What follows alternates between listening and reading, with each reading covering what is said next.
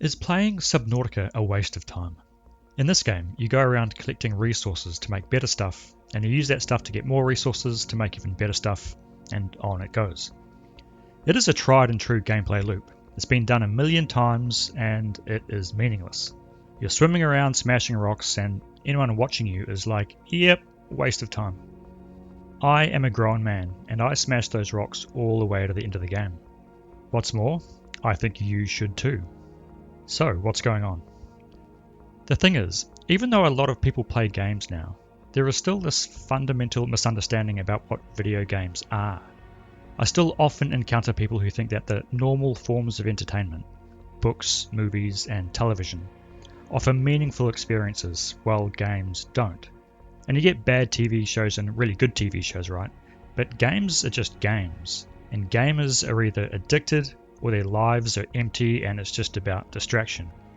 This is a widespread opinion, and for some reason it tends to go unchallenged, maybe because gamers don't really care. Well, I care, so this video is my defense of gaming, and I'm going to do it using Subnautica. Subnautica starts like this.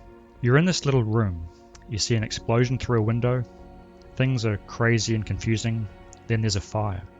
You've got no idea how this game even works, but you figure out how to put the fire out, and then you discover this, and this, and this. These tables and lists are jarring and annoying, and you just want to get out of there, so you climb the ladder, and suddenly you're looking at this. In my Doom Eternal video, I mentioned that there are games that don't do the decision-making thing so much, that they're about mood or place or story. Subnautica is a game about place. It is my number one game about place. Place games are the games you remember for years afterwards, not for the gameplay or the story, but because of how it felt being there. We have a lot of these place-type memories from life, right? Think of your childhood home or a favourite city. These memories aren't about doing anything or talking to anyone. They're just a space stamped in your brain with an associated feeling. And weirdly, these memories are usually quite powerful and valuable to us. Fine, you say, but games cannot do this right. They're on a 2D screen. It's a box, it's not a place. And you're just smashing rocks anyway. Right, so back to the game. You spend the opening minutes swimming around, clicking on stuff. Things look pretty nice, no big deal. You chase some fish. Down deeper there are some nooks and crannies, some cool looking tunnels. And then after about 10 minutes or so, you come up from one of your dives and you realise the lights changed.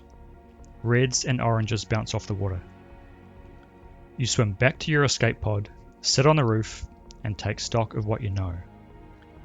You know you've crash landed on an alien planet that's covered in water. You know that the circles in the lower corner of your screen are your oxygen, food, water, and health. You know you can catch and eat the fish. You know if you dive too deep, you run out of air. You know it's getting dark. And you know you're alone. For me, for whatever reason, this was when the magic kicked in. It obviously wouldn't happen here for everyone. Hey, let's be honest, it probably wouldn't happen for you. When a game starts to feel like a real place, it's because something resonates with you personally. It's unpredictable, but it is real. Every gamer has a game they'll never forget. But I do think Subnautica does a few things here objectively right. Firstly, deep water gets us in the animal brain for free, right? It's scary by default. There's this great subtext in the opening stages that yes, the fish are pretty and the colours are bright and happy, but also, every direction you swim, the seabed is descending into darkness. Secondly, Subnautica is committed to exploring this fear. What you're looking at is a horror game, believe it or not. Not initially, but by small, creeping increments. You're chasing a fish down a crevice and then a hole opens beneath you, leading way down into blackness. Later on, a huge slab of wreckage hangs frozen in the twilight, dark and dead. You don't want to go into these places, but a small part of you sorta does, and Subnautica is devoted to that part. Thirdly, and this is the big one, it's the progression system.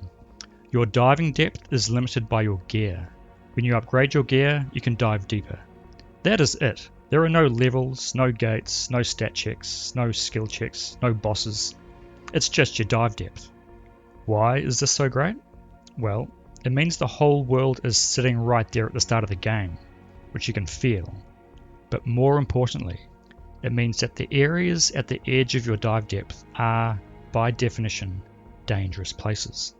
You discover them in a state of tension, with your air quickly running out as you scramble for resources. And then you upgrade your gear, your dive range increases, and you get to relax in these areas while pushing into the even scarier regions below. This happens again and again, and in the process, the entire world gets coded into your memory with the associated emotions of awe and fear and triumph and ultimately comfort. Games need to make you feel something for them to become place experiences. Subnautica's genius is that it makes you feel a range of emotion across the entire geography. So, if these experiences are so real and so great, why isn't everyone playing games? Why this divide? Why this misunderstanding? Well, yeah, unfortunately, there is a barrier of entry to these games. It is a very high barrier. It was right there at the start of the game. It is this. It is the bullshit spreadsheets and tables, with the things you have to do to get the thing, to build the thing, to do the thing. Spreadsheets are not a good time in the real world when they're about things that are real. When they're in a game, and they're completely made up, this is a huge put-off to non-gamers. So why are they there? This is the horrible truth about place games. Over the 40 years or so that games have been evolving, we've discovered some things. And one of those is that if you don't add the bullshit to these games, they don't work. Feelings don't happen if there's nothing for them to form around. Subnautica, without the bullshit, is animated wallpaper. To have these experiences, you need to somehow wrap your head around taking this stuff seriously. I wish you didn't. I wish we could make place games like these that were accessible to everyone. Subnautica's crafting loop is actually very good. It provides a steady stream of meaningful changes. But if you take one thing away from this video, let it be this. The spreadsheets with the things and the stuff is not the game.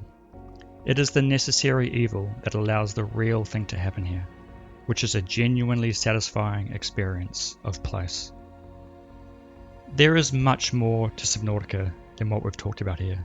It goes to some crazy places.